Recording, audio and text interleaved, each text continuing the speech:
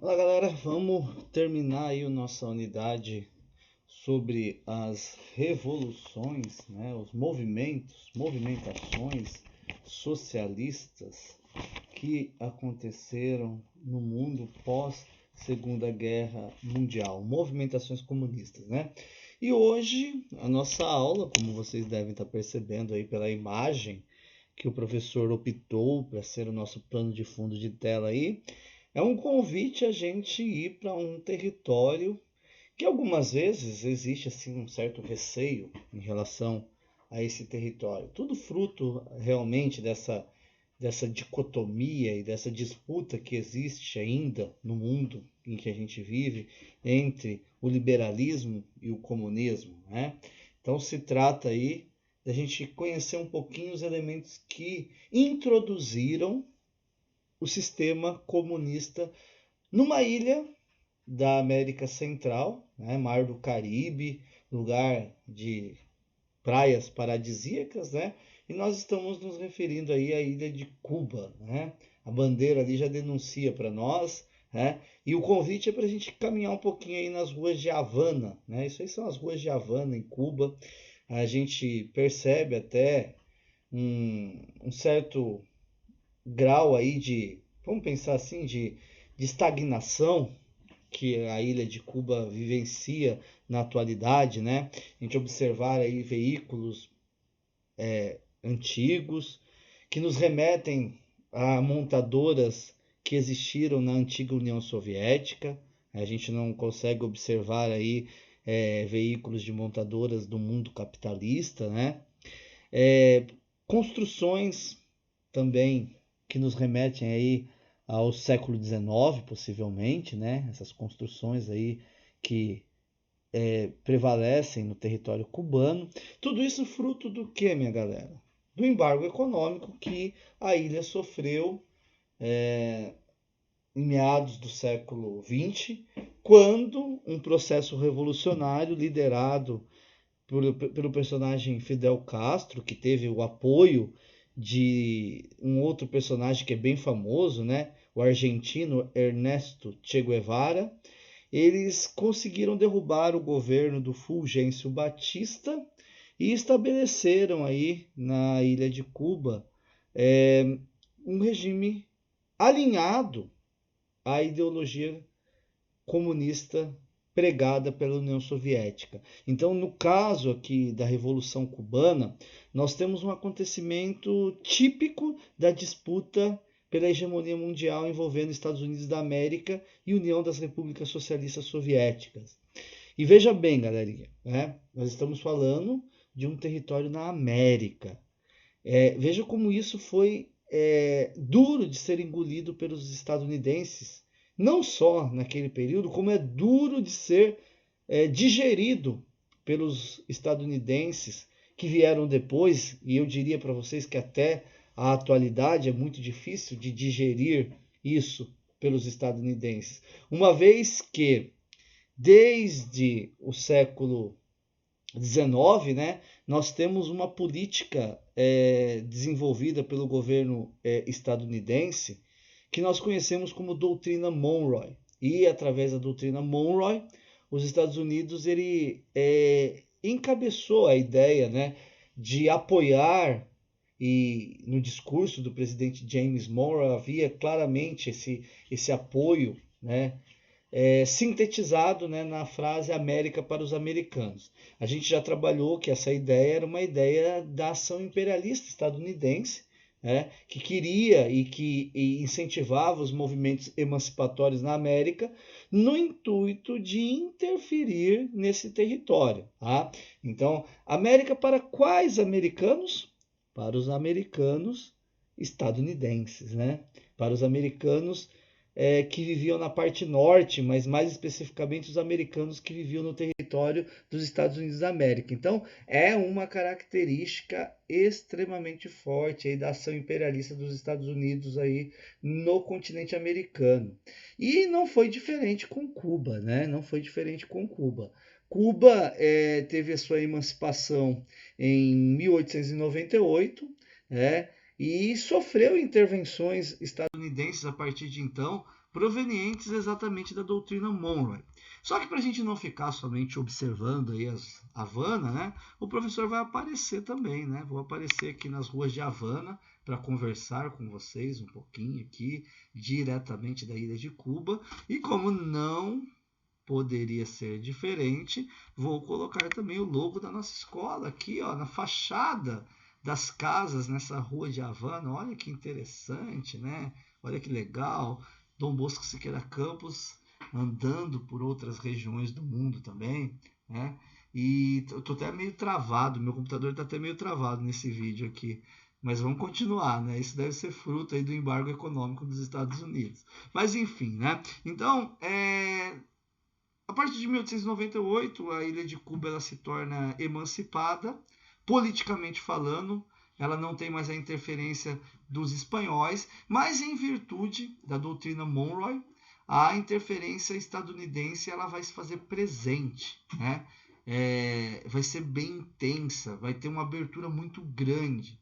E vale se destacar aqui, né, que a Constituição estabelecida nesse novo país que surgiu, né, em Cuba, a partir da emancipação, e obviamente com a influência estadunidense em virtude aí da doutrina Monroe, estabeleceu uma regra, uma medida, vamos dizer assim, que dava legalidade à intervenção estadunidense na ilha de Cuba. Estou falando para vocês aqui da emenda Platt.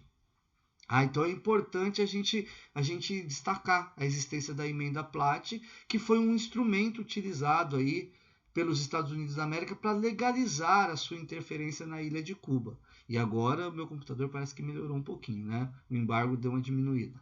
Mas através da emenda Platt, os Estados Unidos então tinha esse livre acesso aí à interferência em assuntos econômicos e políticos que, segundo a emenda Platt, né, fosse satisfatória para os dois países. Mas nós sabemos e nós conhecemos nossos brothers estadunidenses, nós sabemos que esse ser bom para os dois lados não é bem assim que funciona, né? Sendo bom para os Estados Unidos é o que está valendo. Então, na emenda Platt não era diferente, né? Bom, isso daí é um elemento que já dificultou o desenvolvimento de Cuba nessa emancipação, tá?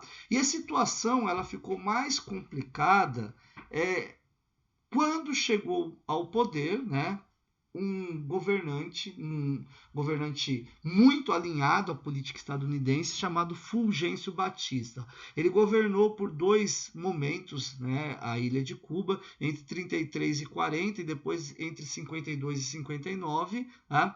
E de forma bastante ditatorial, ele deu uma autonomia muito grande para os Estados Unidos através, né, dessa legalidade que existia da emenda Platt, né? Então, se a situação ali dos trabalhadores, se a desigualdade social em Cuba já era complicada, anteriormente falando, com o Fulgêncio Batista isso ficou pior ainda, né? Então, muitos setores da economia cubana caíram na mão dos capitalistas estadunidenses aí, e isso acabou aí intensificando a exploração do trabalhador cubano, né? E isso é um elemento que tem que se levar em conta no sentido de entender o surgimento do movimento revolucionário. Então é nesse contexto, né, do governo do Fulgêncio Batista e nesses privilégios e nessas vantagens que o capital estadunidense tinha no território cubano, que o governo estadunidense tinha no território cubano, em virtude da chamada emenda Platt, que surge o movimento revolucionário de oposição ao governo do Fulgêncio Batista. E é aí que surge a figura, né, do nosso personagem, né, chamado Castro. Tá? Então o professor vai introduzir para vocês aí uma apresentação, né, que permite a gente ter uma sequência aí desse conteúdo. Vamos lá? Vamos fazer a apresentação chegar aí para vocês. Então, nosso tema agora é a Revolução Cubana. Tá? Bom, Cuba adotou o comunismo. Tá? Como que foi a adoção desse comunismo em Cuba? Foi liderado pelo Fidel Castro, né? E posteriormente pelo Ernesto Che Guevara, onde eles lideraram ali um grupo de rebeldes que tinha, né, a ideologia comunista como base do movimento, aí, e eles conseguem vencer aí o ditador Fulgêncio Batista, que tinha o apoio e que apoiava, né, os Estados Unidos da América dentro do território cubano. Bom, vale destacar, né, antes da gente avançar para o processo que levou aí o Fidel Castro e o Che Guevara nesse ímpeto por conseguir a derrubada do Fulgêncio Batista, que em julho de 54 houve uma tentativa, né, de tomada do poder, né, pelo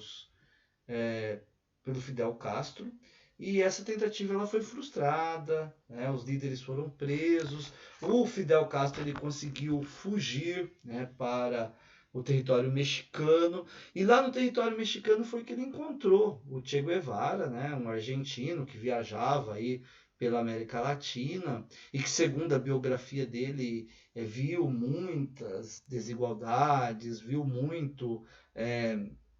muitos elementos aí que desagradavam o nosso argentino aí, e ele se simpatizou, né, com... Vou tirar meu vídeo aí que tá travando demais, galera. Não tô curtindo esse vídeo travando. Vamos deixar só minha voz aí, né? Minha voz e o logo do Dom Bosco. Vamos finalizar. E nessa permanência aí no México, eles acabaram se reorganizando aí as forças para tentar uma nova ofensiva contra o governo do Fulgêncio Batista. Enfim, né? A Revolução Cubana, então, ela vai ter esse ar aí, desses personagens, tá? E com a chegada ao poder, né, a partir do movimento aí do 1970, ano, permaneceram já na América, ali os Estados Unidos com a eles iniciaram no mar e por parte de pessoas que estavam eles tanto que a partir de 1958 houve o Fulgêncio Batista que obrigou o Fulgêncio Batista para no caso, né, ele foge para o Fidel Castro, ele assume o poder, o Fidel Castro vai ter medidas que leva a Cuba para o comunismo na tela, né? Ele desafia pertencer aos grandes latifundiários, principalmente aquele lado ao capital internacional. As empresas que estavam ligadas aí aos estrangeiros, elas são nacionalizadas, né? Elas se tornam empresas, propriedades todas. As empresas se tornam propriedades do governo, aí está errado, tosas, mas seriam todas as vezes propriedades do governo. Né? Então, a forma do governo bom, é claro que os Estados Unidos ele vai tentar implantado do Fidel Castro, até mesmo por várias medidas implantadas pelo Fidel Castro, e desagravam os interesses dos Estados Unidos, que tinha uma liberdade muito grande da ilha de Cuba. Então, o ano de 1961 foi o ano onde os Estados Unidos têm uma invasão na Baía dos Porcos, uma invasão fracassada, né? Então existiam exilados cubanos que eram contados ao Fidel Castro, eles foram apoiados pela CIA, né? Tentaram invadir aí o território cubano, né? Com o objetivo de derrubar aí o governo. Esse episódio, né, da Revolução Cubana foi conhecido como na Baía dos Porcos, né? Bom, essa tentativa fracassada aí levou a acontecimentos significativos. Foi o que vai a economia cubana. Então, o presidente Khrushchev ele visita Cuba. Essa visita aí fica estabelecido aí um acordo envolvendo as duas partes, né? Isso em virtude até mesmo do bloqueio econômico que Cuba recebeu dos Estados Unidos em virtude da revolução que estava acontecendo. Vale destacar que esse bloqueio, né, a economia permanece até os dias de hoje. Aqui a gente tem imagens, né, tem os movimentos, né, da revolução, né, a Baía dos Portos embaixo, né, sendo usada para também imagens, os revolucionários caminhando ali pelo território de Cuba. Outras imagens, né, mais próximo, né, do nosso que aconteceu no ano de 62. Tá? E no episódio aí, que veio a Arábia, o cinema do também no campo de uma possibilidade de governo quando só duas pessoas que tinham aí cenários reais que basicamente iam mover a destruição nessa crise daí, né? Houve aí uma série de intervenções ocorrendo os Estados Unidos quanto para a União Soviética. A resolução disso aí foi, né, um acordo entre o então presidente Kennedy e o líder partido comunista da União Soviética, o Nikita Khrushchev, a recuar da União Soviética. Né? Então a União Soviética vai desistir da instalação dos mísseis em virtude aí desse desagravo que se estabeleceu no governo dos Estados Unidos da América. Tá? Então esse foi o limite da Coreia no governo anterior. Bom, o Fidel governa Cuba durante todo o período, né? A ilha de Cuba ela começa a ter dificuldades a partir de 89, né, quando a União Soviética se alimenta e surge lá dos Estados Independentes. Por receber mais o soviético, se instaura aí uma série de crise econômica no território de Cuba, né, de embargo econômico, né, em que os Estados Unidos colocou, de Cuba impede outros países também de manterem relações econômicas com a ilha, pena de sofrer sanções dos Estados Unidos, né, e a partir aí da região entre o 20 em diante, os problemas em Cuba só foram aumentando de tamanho, né, fechamentos, a manutenção do regime de Cuba, né, o Fidel Castro sendo questionados, muitos cubanos fugindo pelo asilo e outros territórios, isso acontecendo em época de Olimpíadas, né? Esse ano a gente teria a Olimpíada, isso acontecendo, né? Mas o fato é que as Olimpíadas foram canceladas, os cubanos eles aproveitam muito, né, os eventos esportivos para buscar esses asilos, né, para fugir das dificuldades que eles encontram aí em viver num país que está isolado basicamente economicamente das outras nações do mundo em virtude aí do embargo econômico que eles sofreram dos Estados Unidos desde 1961. Tá? O Fidel Castro ele se afasta do poder por questões de saúde. O seu irmão assume o poder, né, o Raul Castro assume o poder, permanece no poder até os dias de hoje, né, com a morte do Fidel Castro, ele continua governando Cuba e o sistema comunista predomina no território cubano, né, com essa ditadura implantada e mandada pelos irmãos Castro. Tá? Bom, assim a gente finaliza, pessoal, essa unidade. O professor vai poder trabalhar com vocês aí as atividades, né, discorrer um pouquinho sobre essas atividades, para que na próxima aula a gente